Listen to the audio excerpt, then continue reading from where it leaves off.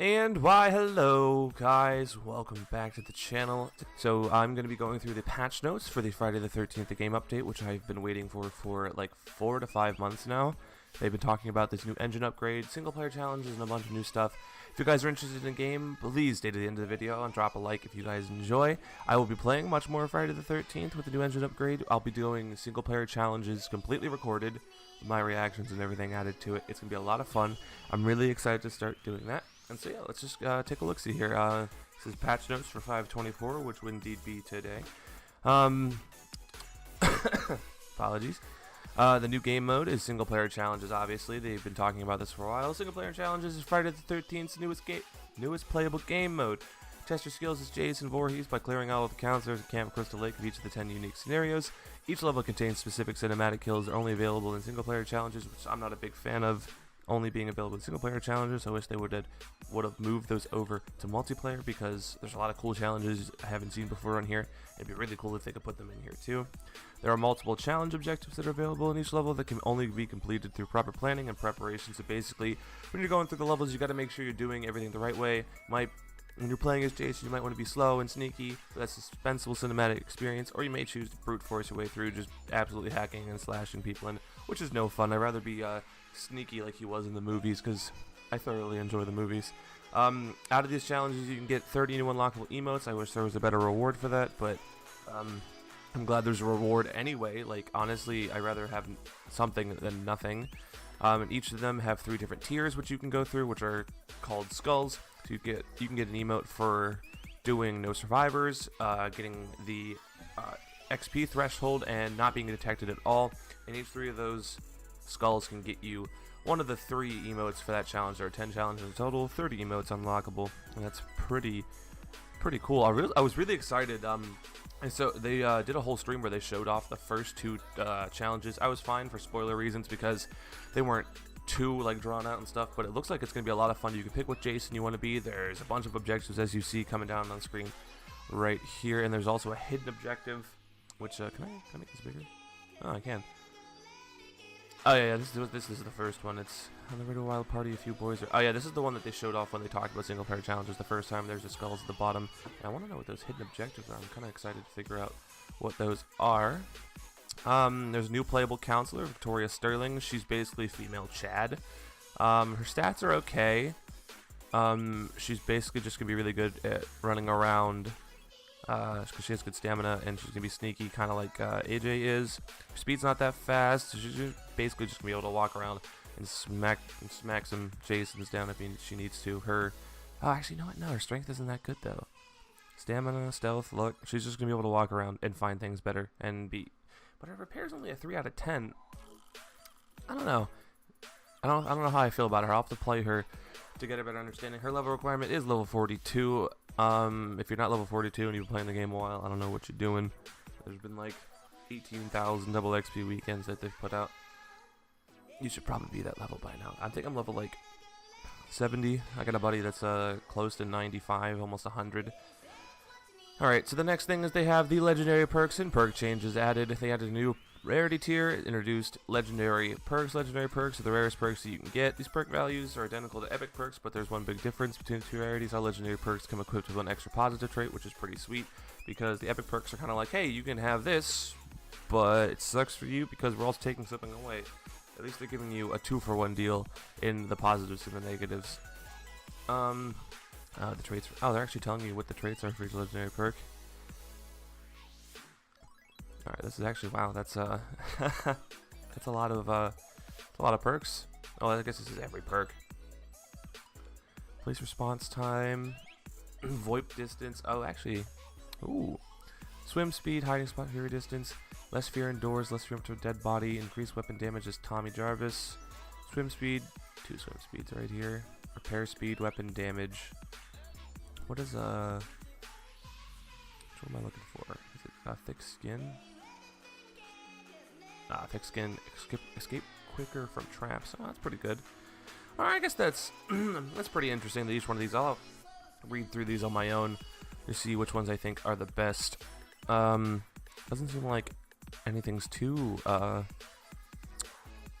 completely OP or anything like that. So I guess guess that's all good. They adjusted some of the perk values, so things... Ooh, wow. Increase radio proximity from 1 to 10 to 10 to 40, so the common perks will be the first value, and the legendary perks will be the top value? Maybe? I don't know.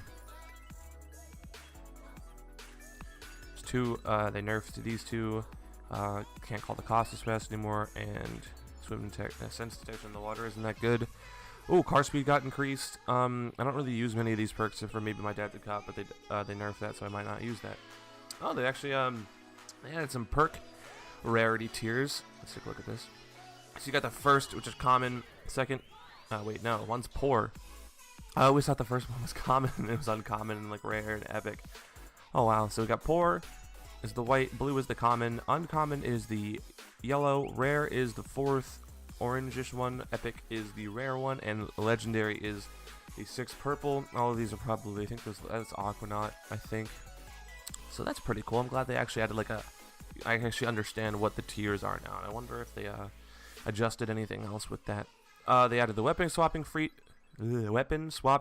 feature for Jason, which is unlockable level 113, which I'm not really happy about because I'm nowhere near level 113, and I would really like to use this. This is one of the things I've really been looking forward to, putting different weapons on different Jasons and getting different kills with those Jasons, but that's okay. So you can use any of the pickaxe, the machete, the axe, fire axe, battle axe, spear, the pig splitters, or the shears. You can't use Savannah Jason's trident, though. That's only tied to him. I wish you could put like the Savannah Jason spear on Sackhead Part 2 Jason. That would be awesome, because that would look super funny. They adjusted all of Jason's swing animations. So swing lower towards the ground, so Jason's swings shouldn't miss anymore, which is awesome. Thank God. I think they did this to the grabs. Does that say that down there? Grab has been updated with a new animation sound effect. Oh, cool, this changes. Accurate represent Jason's grab. Also feel more gratifying when landing a grab on a counter. I guess they didn't actually change that, but that's good. So I guess now Jason's axe is actually a little more usable. I know there's a lot of hack and slash Jasons out there, which is perfectly fine. It's a perfectly fine way to play.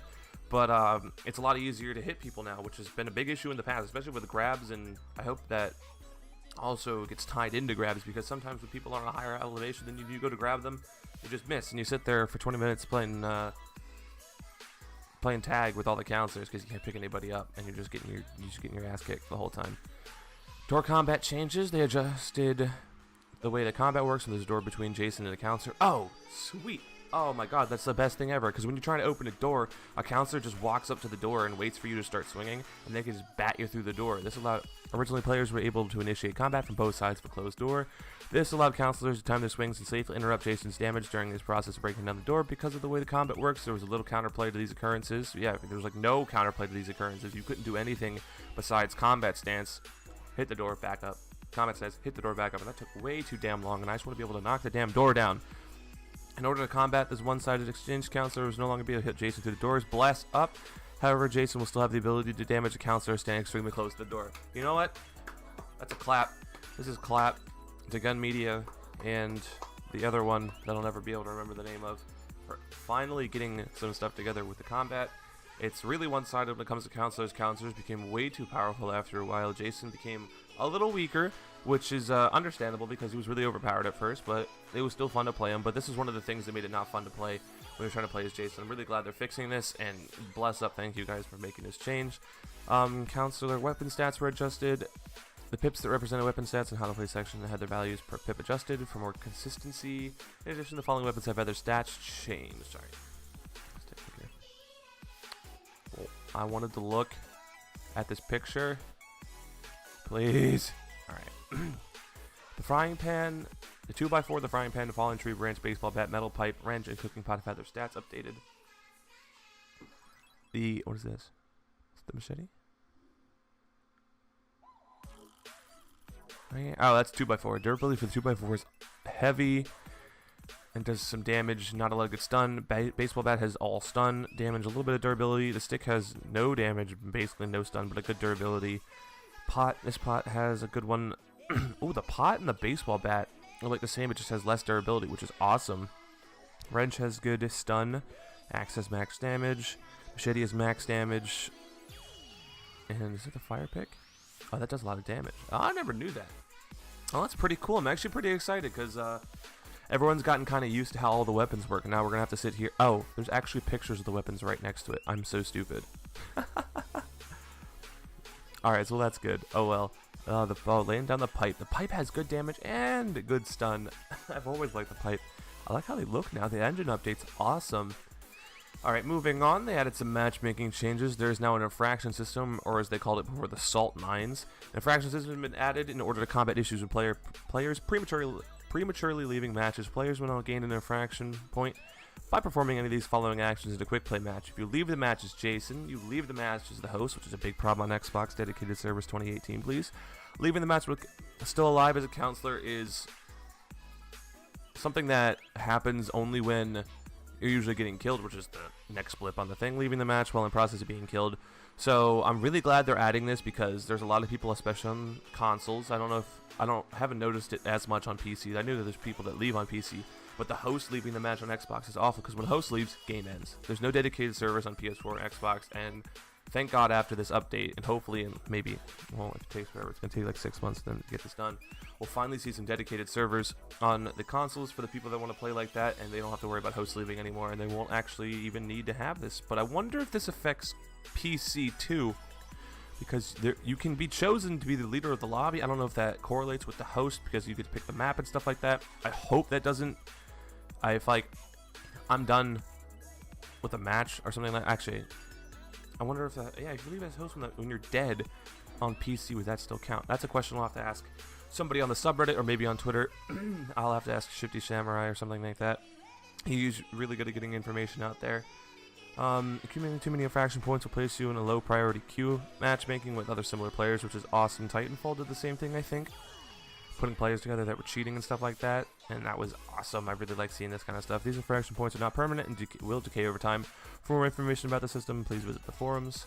Cool, awesome. I'm glad they're adding that. It's a big change to getting all the salty people to play together, and I really would like to give a test to the infraction system. Take one of my accounts, slowly progress down in the infraction system, and try to play a regular game with a bunch of people who also have the same stuff as me, just to see how salty those people get, which is going to be a great time. They also changed the spawn preference system last year. In December, they introduced the ticketing system, which allowed you. So if everyone is in your lobby as Jason, you guys all have the same amount of tickets, and after a while, you lose your ticket after you get picked as Jason, and in that lobby, everyone gets to get chosen as Jason, basically. So the probability of being chosen as Jason is affected by the preference setting and also the recent amount of Jason games, which is awesome because I have a buddy. I don't know if you guys saw the. I remember it was the March or February highlights. I was Jason like 3 times in a row in a lobby, and my buddy, we always play till he's Jason. It's the joke because he never gets picked as Jason, even though he has Jason selected as his preference every time. So now hopefully he'll be able to play as Jason a little bit more. And the little thing at the bottom says the preference system affects private matches only when Jason has not been picked manually. Rounding out the end of the patch notes, they added key binding support to PC. Bless up. Some of these keybinds suck, and I would love to get those changed. And general changes and bug fixes. They added a new emote, the intro cinematic and cutscenes, and also weapon skins the player is equipped. Rain has been enabled on Xbox One. Cool. Fixed a lot of sweater issues. Bless up. There's so many issues with that kind of stuff. And added countermeasures. Separate character exploits to PC. Part 5 Jason now has his both blue and green color variants because I think it was the green was what Roy was actually wearing in the movies, and they wanted to make it as movie accurate as possible, which I really like about these devs. They want to keep everything to the movies and stuff like that. Even with the added emotes and stuff in there that kind of take away from the idea that this is a horror game, it kind of makes it kind of fun, and I really do like those emotes. I'm glad they're sticking to the movies basically and making sure that everything is accurate. Part 7 Jason got buffed. Woo! Finally! Got plus grip strength and plus weapon strength. He was honestly a shitty Jason, and I'm glad he's getting his minus shift is now stun resistance. Good. His shift sucked, and stun resistance is okay. We can pick people up. And there is a lot of other bug fixes in here for Jason. Bug fixes down here. Killing Jason now grants XP even after Jason quits, which is cool because that happened a couple times before. A bunch of bug fixes, bug fixes. I can't speak today. Improved vehicle physics, handling in cars, small invincibility frame for the brief period when a counselor's exiting a car. Oh, that's awesome. Oh, that's awesome. So when you're getting out of the car, Jason can't just smack the mess out of you. So I guess that does make counselors a little more, it's going to make it getting in the car and starting it a little more risk reward, because even if you get pulled out, well, no, not if you get pulled out, but even if you open the door, you have a couple of seconds to get yourself situated to know exactly what you're going to do when you get out. So that's pretty cool. Bunch of stuff with exploits with the map and putting repair parts showing up on the map. So adjustments to Jarvis House, Pinehurst, Crystal Lake, Packanack, and improvement to the AI and the bots, fixing the sound issues, and some UI stuff. And that is the end of the patch notes. Overall, I'm super excited for this update. It has been 4 months since the last update when they added Roy and Pinehurst. The game is becoming really stale to me, and I haven't played it as much, but I'm really, really excited to get back into it. I was streaming it a couple of nights ago on Twitch, and I was really enjoying it. Had a good time. I had a couple of people stop by in there. Thank you guys so much for coming by to the stream. If you guys want to follow me on Twitch, it is in the description of every single video. I am currently on the way to getting affiliate on Twitch. I'm at 15 followers, trying to get to 50. I'll be streaming a lot more over the summer. And yeah, guys, thank you guys so much for watching, getting your daily dose of vitamin P. If you guys want more daily doses of vitamin P, please check out the rest of the videos on my channel. I'll be posting videos regularly throughout the weeks in the summer, and I'll be doing regular giveaways from everyone from my Fortnite fans to my Skycade fans to everybody in between. Thank you guys so much for watching, and I will see you guys next time. Peace out, and take care.